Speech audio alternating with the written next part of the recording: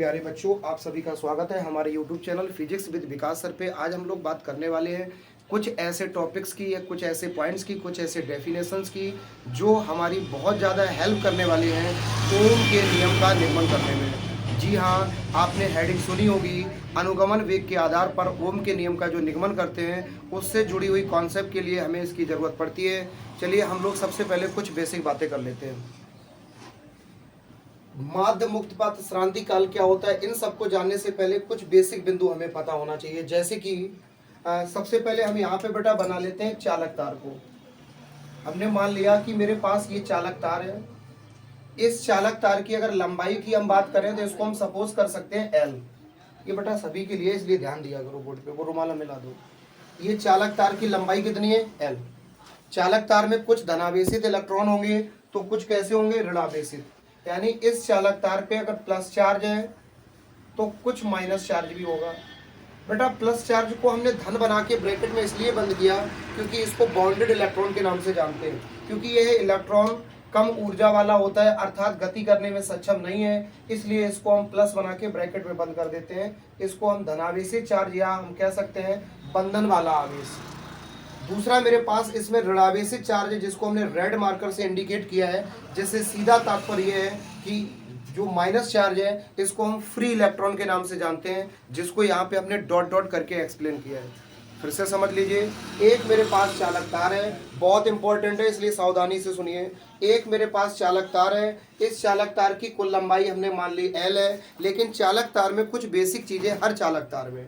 चालक तार में धनावेशित इलेक्ट्रॉन भी होंगे, चालक तार में ऋणावेशित इलेक्ट्रॉन भी होंगे, और जो चालक तार में धनावेशित इलेक्ट्रॉन होते हैं उनको हम बंधन वाला इलेक्ट्रॉन कहते हैं, इसलिए इसको हम प्लस बना के ब्रैकेट में बंद कर देते हैं, जिससे सीधा तात्पर्य है कि धनावेशित इलेक्ट्रॉन स्वयं गति करने में सक्षम नहीं है, जबकि ऋणावेशित इलेक्ट्रॉन मुक्त अवस्था में होता है, इसलिए इसको हम डॉट करके इंडिकेट करते हैं। लेकिन याद रहे, सामान्यतः किसी चालक तार में, सभी के लिए वीडियो बना रहे हैं हम, किसी एक के लिए नहीं बना रहे हैं। सामान्यतः किसी चालक तार में, सुन लीजिए ध्यान से, सामान्यतः किसी चालक तार में धनावेशित भी इलेक्ट्रॉन होते हैं और ऋणावेशित भी होते हैं, लेकिन ऋणावेशित इलेक्ट्रॉनों की कमी होती है और धनावेशित इलेक्ट्रॉनों की अधिकता होती है। इसी कारण चालक तार में धारा प्रवाह नहीं हो पाती है, यानी धारा का प्रवाह संभव नहीं होता है। लेकिन इसके पश्चात यदि हम आपसे बात करें, अगर किसी चालक तार को बैटरी से जोड़ा जाता है तो चालक तार में धारा प्रवाह होना प्रारंभ हो जाता है। बैटरी की कॉन्सेप्ट को हम देखेंगे 30 सेकंड के ब्रेक के बाद, लेकिन थोड़ा पहले समझ लो हम कहना क्या चाहते हैं।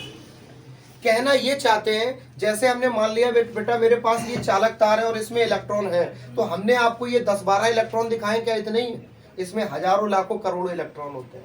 आपको मालूम है इलेक्ट्रॉनों की संख्या आप फाइंड आउट भी कर सकते हो चार्ज के मान से, यानी जो फॉर्मूला आपने पढ़ा था Q बराबर NE वाला, इसके अकॉर्डिंग। चलिए अभी हम बेसिक सी बात कर लेते हैं, ध्यान दीजिए। अगर इसी चालक तार के जो इलेक्ट्रॉन है तो प्रारंभ में एक्चुअली होता ये है कि ऋणावेशित इलेक्ट्रॉन मुक्त अवस्था में है और धनावेशित इलेक्ट्रॉन बंधन में है, तो ऋणावेशित वाला तो गति कर नहीं पाएगा, धनावेशित वाला बेचारा गति करने की कोशिश करता है। जैसे ही यहाँ से चलता है धनावेशित वाला टक्कर मार के फिर इसको यही भेज देता है, फिर बेचारा ऋणावेशित वाला कोशिश करता है, फिर धनावेशित वाला टक्कर मार के फिर वापस भेज देता है, फिर बेचारा ये ऋणावेशित वाला ये आगे चलता है, ये वापस आ जाता है, यही क्रिया होती रहती है, इसलिए इलेक्ट्रॉनों का वेग नहीं हो पाता, जिसके कारण धारा प्रवाहित नहीं हो पाती। प्रारंभ में अगर हम वेग की बात करें तो इसका वेग मान लो बेटा v1, इसका वेग मान लो v2, या इसका वेग मान लो v3, या हम सामान्यता कहें बेटा जितने भी ऋणावेशित इलेक्ट्रॉन है सबका वेग हम मान लेते हैं समान है, या v1, v2, v3, v4, v5, v6। इस तरह से अगर हम कहें कि सामान्यतः जब चालक तार को बैटरी के सिरों से नहीं जोड़ा गया तो इनके वेग का मान कुछ ना कुछ है, और यदि इसी चालक तार को एक हम बैटरी के सिरों से जोड़ देते हैं, ये रही बेटा बैटरी जिसका प्लस सिरा ये और माइनस सिरा ये। अब इस बैटरी के सिरे से इस चालक तार को जोड़ दिया गया, जिसके धनावेशित सिरा तार के इस सिरे से जुड़ा है और ऋणावेशित वाला बेटा इस सिरे से जुड़ा है। तो आपको मालूम है करंट का प्रवाह प्लस चार्ज से होता है, तो यहाँ से इसमें चालक तार में करंट जाएगा। अब होगा क्या? होगा ये कि चालक तार के जो इलेक्ट्रॉन बेचारे गति करने में सक्षम नहीं थे, जो गति नहीं कर पा रहे थे, जो थोड़ी बहुत गति कर पा रहे थे, वो कौन से थे? ऋणावेशित वाले। लेकिन धनावेशित वाले उनको बार बार रोक देते थे। जैसे ही इसको हम बैटरी के सिरों से जोड़ेंगे, यहाँ से भरपूर मात्रा में इलेक्ट्रॉन जाएंगे और जाने के बाद ऋणावेशित इलेक्ट्रॉनों को अतिरिक्त ऊर्जा प्रदान करेंगे। जब ऋणावेशित इलेक्ट्रॉनों के पास बहुत अधिक मात्रा में ऊर्जा होगी, यह बार बार धनावेशित इलेक्ट्रॉनों को टक्कर मारेंगे, जो बेचारे मजबूरी से चल नहीं पा रहे थे, लाचार मनुष्यत दिखाते थे। ऐसे इलेक्ट्रॉन भी धीरे धीरे धीरे धीरे धीरे धीरे गति करने लगेंगे। ऐसे इलेक्ट्रॉन भी धीरे धीरे धीरे धीरे धीरे धीरे गति करने लगेंगे। तो यहाँ पे बेटा इलेक्ट्रॉनों का मूवमेंट इसी प्रकार से प्रारंभ होता है। ऋणावेशित इलेक्ट्रॉन तब गति कर पाते हैं पूर्ण रूप से जब उनको बाहर से अतिरिक्त ऊर्जा मिलती है, क्योंकि आपने सुना होगा इलेक्ट्रॉनों की गति करने से ही तो धारा उत्पन्न होती है। मतलब समझो, जब चालक तार को हम बैटरी के सिरों से जोड़ते हैं तो सबसे पहले चालक तार में उत्पन्न होगा वैद्युत क्षेत्र, और वैद्युत क्षेत्र उत्पन्न होने के बाद में इलेक्ट्रॉनों पर लगने लगेगा बेटा बल। क्या लगने लगेगा? बल। आवेश के कारण, या कह सकते हैं वैद्युत क्षेत्र के कारण बल लगेगा। ये इलेक्ट्रॉन बेचारे गति करना प्रारंभ कर देंगे, और गति करते समय दो घटनाएं होंगी जो ये लिखी हुई है, समझ लीजिए। एक लिखी हुई है माध्य मुक्त पथ, और एक लिखी हुई है श्रांति काल, और एक घटना नहीं लिखी है, वो आप समझ सकते हैं, हम बताएंगे। सबसे पहले बात करें माध्य मुक्त पथ का मतलब क्या है। माध्य मुक्त पथ का मतलब है बेटा फ्री, एक रूप से फ्री इनका जो मूवमेंट होगा, वो फ्री मूवमेंट का मतलब ये है कि दो क्रमागत टक्करों के मध्य, जी हाँ, जब ऋणावेशित इलेक्ट्रॉन धनावेशित इलेक्ट्रॉन में टक्कर मारता है और टक्कर मारने के बाद में ये धनावेशित इलेक्ट्रॉन जाने नहीं देता है, फिर ऋणावेशित वाला टक्कर मारता है, यह क्रिया होती है। तो दो क्रमागत टक्करों के मध्य तय किए गए पथ की जो लंबाई होगी उसको मध्य माध्य मुक्त पथ कहते हैं। जी हाँ, फिर से समझ लीजिए, इस ऋणावेशित इलेक्ट्रॉन का यहाँ तक आना, फिर इसका यहाँ से वापस जाना, फिर आना, फिर वापस जाना, दो क्रमागत जो टक्कर होंगी इनके मध्य तय किए गए जो पथ की दूरी होती है उसको ही बेटा माध्य मुक्त पथ कहते हैं।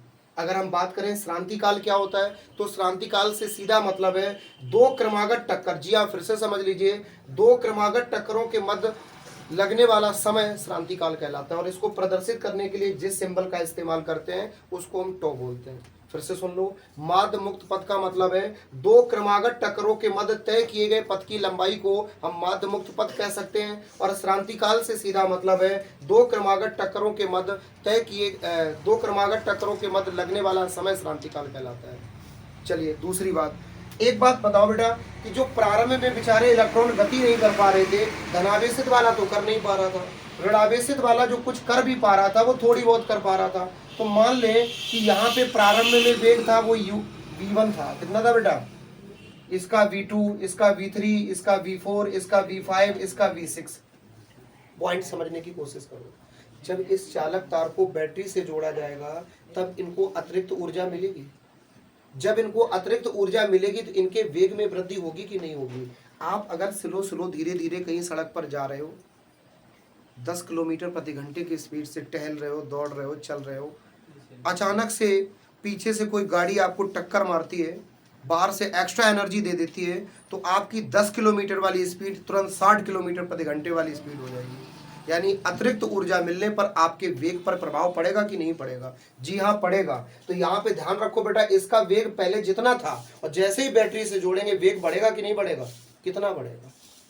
वेग इस बात पर निर्भर करेगा क्योंकि जब ये इलेक्ट्रॉन गति करने की कोशिश करेगा तो ये दूसरा वाला इसको टक्कर भी मारेगा, क्योंकि जब भी कोई चीज चलती है, बहुत ध्यान से समझो, जब भी कोई चीज चलती है तो उस पर एक्सीलरेशन लगता है, जिसको हम त्वरण या मंदन के नाम से जानते हैं, जो आपके मोटरसाइकिल में लगा है, जिसको हम एक्सीलरेटर भी कह सकते हैं एक रूप से। जब एक्सीलरेटर हम गाड़ी का इधर जितना पीछे खींचते हैं गाड़ी उतनी आगे दौड़ती है। सरल भाषा में, जब भी कोई वस्तु, जी हाँ, जब भी कोई वस्तु गति कर रही है तो उसके पीछे की ओर एक मंदन की स्थिति उत्पन्न होती है जो एक्सीलरेशन का काम करती है। तो यहाँ पे जब इलेक्ट्रॉन ये बेटा आगे चलेगा तो इसके विपरीत दिशा में एक बल लगेगा जिसको हम त्वरण के नाम से जानते हैं, जो कि इसको कम करेगा। दूसरी चीज समझो इधर, दूसरी चीज समझो, दो क्रमागत टक्कर के बीच लगने वाले समय को हमने क्या नाम दिया था? टॉ। टॉ का मतलब क्या था? श्रांति काल। ऐसे ही लगातार बेटा ये पूरी क्रिया चालक तार में होगी, अर्थात इसके वेग में वृद्धि होगी, और वेग में वृद्धि होने के पश्चात इसका वेग प्रत्येक इलेक्ट्रॉन का जो बेचारा v1 था वो हो जाएगा a-1, v2 वाला प्लस a-2, v3 वाला प्लस a-3, v4 वाला प्लस a-5, a-4, a-5, ऐसे इस प्रकार से सबका वेग बढ़ चुका होगा। और वेग किस पे पर निर्भर करेगा? क्योंकि पहले वेग अगर बेटा v1 था, बाद में कितना हो जाएगा, बाद में हम कह सकते हैं A-1। ए का मतलब जब ये इलेक्ट्रॉन चलेंगे तो विपरीत दिशा में त्वरण लगेगा वो, और बार बार इनकी टक्कर होगी तो टक्कर में जो समय लगेगा वो भी इनमें जुड़ जाएगा। यानी सरल भाषा में बेचारा जो वेग है वो V1 से क्या हो जाएगा, V1 प्लस A-1। नहीं समझ में आया, नहीं समझ में आया और ऑल लेट इधर देखो, ध्यान से देखो, हम दोबारा एक्सप्लेन कर दे रहे हैं शॉर्ट में। हम सीधी सी बेटा कॉन्सेप्ट ये बताना चाहते हैं कि अगर मेरे पास ये चालक तार है इस प्रकार से, इतनी बात क्लियर हुई। इस चालक तार में कुछ पॉजिटिव चार्ज भी है और कुछ निगेटिव चार्ज भी है, इतनी बात क्लियर हुई। पॉजिटिव चार्ज को हम फ्री इलेक्ट्रॉन और नेगेटिव चार्ज, पॉजिटिव चार्ज को हम बाउंडेड इलेक्ट्रॉन और नेगेटिव चार्ज को हम फ्री इलेक्ट्रॉन कहते हैं। नेगेटिव वाला बेटा गति करने में सक्षम नहीं है, जबकि पॉजिटिव वाला गति करने में, नेगेटिव वाला गति करने में सक्षम है, जबकि पॉजिटिव वाला गति करने में सक्षम नहीं है। अब होता क्या है, अगर मान लो इसका वेग बेटा पहले हमारा सामान्यतः जो नॉर्मल वेग है वो इसका कुछ भी वेग नहीं है, लेकिन ऋणावेशित इलेक्ट्रॉन का जो वेग होगा उसको हम क्या मान सकते हैं, V1। कितना मान सकते हैं, जो दूसरा ऋणावेशित इलेक्ट्रॉन होगा उसका वेग हम कितना मान सकते हैं, V2। अच्छा, और जो चालक तार में इलेक्ट्रॉनों की संख्या होती है वो 1, 2, 100 नहीं, हजारों, लाखों, करोड़ों इलेक्ट्रॉन होते हैं। अब यहाँ पे हमने मान लिया कि मेरे पास कुछ धनावेशित इलेक्ट्रॉन है और कुछ ऋणावेशित इलेक्ट्रॉन है। सामान्यतः किसी भी चालक तार में दोनों तरह के इलेक्ट्रॉन होते हैं, लेकिन धनावेशित इलेक्ट्रॉनों की मात्रा ज्यादा होती है जबकि ऋणावेशित इलेक्ट्रॉनों की मात्रा कम होती है। जब इसको हम बैटरी से जोड़ते हैं तो जो धनावेशित इलेक्ट्रॉन होते हैं वो भी ऋणावेशित इलेक्ट्रॉनों में बदल जाते हैं। याद देखो कॉन्सेप्ट को। अब यहाँ पे V1 वेग, इसका V2 वेग है, इतनी बात क्लियर हुई। अब जैसे ही बेटा हम इसको बैटरी के सिरों से जोड़ेंगे तो देखने को हमें ये मिलेगा कि जो इलेक्ट्रॉन गति नहीं कर पा रहे थे, तारा यहाँ से फिर प्रवाहित होगी, तुरंत चालक तार में वैद्युत क्षेत्र उत्पन्न होगा। जो बेचारे गति भी नहीं कर पा रहे थे, ना माइनस वाला ना प्लस वाला, क्योंकि माइनस वाला जाता था ये तुरंत फटाक से पीछे भेज देता था। अब इसको बाहर से एक्स्ट्रा एनर्जी मिल गई, जब एक्स्ट्रा एनर्जी बैटरी से मिलेगी तो यहाँ से ढेर सारे इलेक्ट्रॉन इसमें प्रवेश करेंगे जो इन इलेक्ट्रॉनों को, ऋणावेशित इलेक्ट्रॉनों को अतिरिक्त ऊर्जा देंगे। जब इन ऋणावेशित इलेक्ट्रॉनों को अतिरिक्त ऊर्जा मिल जाएगी तो ये तुरंत बहुत तेजी के साथ, अधिक वेग के साथ इसके टकराएंगे, टकराने के बाद इसको भी अपने साथ में लेके चल देंगे। यानी सरल भाषा में जो धनावेशित इलेक्ट्रॉन, जो बंधन वाला इलेक्ट्रॉन था, वो भी इसके साथ गति करना प्रारंभ कर देगा। तो यहाँ पे बेटा जो इनका वेग पहले V1 था वो वेग बढ़ के हो जाएगा V1 प्लस A-1। यहाँ पे A का मतलब इसके एक्सीलरेशन से है और टॉ का मतलब क्या है, श्रांतिकाल। यानी कि बार बार इलेक्ट्रॉनों के बीच होने वाली जो टक्कर होगी उसमें लगने वाला समय वो भी इसमें जुड़ जाएगा। जो वेग बेचारा V1 था वो इतना हो जाएगा, जो वेग V2 होगा वो हो जाएगा V2 प्लस A-2। इस प्रकार से सभी इलेक्ट्रॉनों का वेग में वृद्धि हो जाएगी। क्लियर। दूसरी चीज समझो, आपने अक्सर देखा होगा कि बिजली का तार गर्म भी हो जाता है।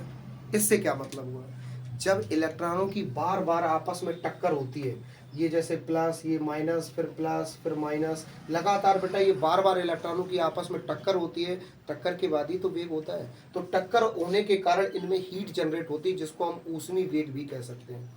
क्या कह सकते हैं, ऊष्मी वेग। अर्थात प्लस माइनस वाले बार बार आपस में एक दूसरे से टकराते हैं, तो टकराने के बाद होता ये कि इनमें ऊष्मा भी उत्पन्न होती है। इतनी बेसिक बातें आप याद रखिएगा। श्रांतिकाल से मतलब है दो क्रमागत टक्करों के मध्य लगने वाला समय। माध्य मुक्त पथ से मतलब है दो क्रमागत टक्करों के मध्य तय किए गए पथ की लंबाई श्रांतिकाल है। और ऊष्मा इसमें ऐसे जनरेट होती है, एक प्लस वाला चार्ज जब माइनस वाले से टकराता है तो दोनों की टक्कर के फलस्वरूप हीट जनरेट होती है, इसीलिए चालक तार गर्म हो जाता है। क्लियर। और धारा का प्रवाह किसी चालक तार में कैसे होता है, जैसे ही चालक तार को बैटरी के सिरों से जोड़ेंगे तुरंत चालक तार में क्या उत्पन्न हो जाएगा, वैद्युत क्षेत्र। क्या उत्पन्न हो जाएगा, क्या उत्पन्न हो जाएगा। और चालक तार में धारा की दिशा कहाँ होगी, अगर ये जानना चाहते हो तो सीधी भाषा में समझ लो कि धन आवेश के प्रवाह की दिशा को ही धारा की दिशा कहते हैं। यहां से करंट जा रहा है, ये इस दिशा में वैद्युत क्षेत्र उत्पन्न हुआ। अब अनुगमन वेग की दिशा कहाँ होगी, वैद्युत क्षेत्र के विपरीत दिशा में। मतलब इस प्रकार से इस प्रकार, यानी कि वैद्युत क्षेत्र अगर इधर है तो अनुगमन वेग की जो दिशा आ जाएगी ऐसे करके इधर होगी, जिसको हम बेटा BD से प्रदर्शित करते हैं। बताया था ड्रिफ्ट वेलोसिटी। तो इतनी चीज़ों को आपको ध्यान रखना पड़ेगा। चालक तार के सिरों को बैटरी से जोड़ने पर उनके वेग में वृद्धि होती है और वेग बढ़ जाता है। इलेक्ट्रॉनों की आपस में टक्कर से ऊष्मा उत्पन्न होती है। ऊष्मा और दो क्रमागत टक्करों के मध्य लगने वाला समय श्रांति काल कहलाता है। दो क्रमागत टक्करों के मध्य तय किए गए पथ की लंबाई को माध्य मुक्त पथ कहते हैं। इतनी बेसिक चीज़ें कंप्लीट करके रखिए, इसके बाद आप डेरिवेशन देखिए।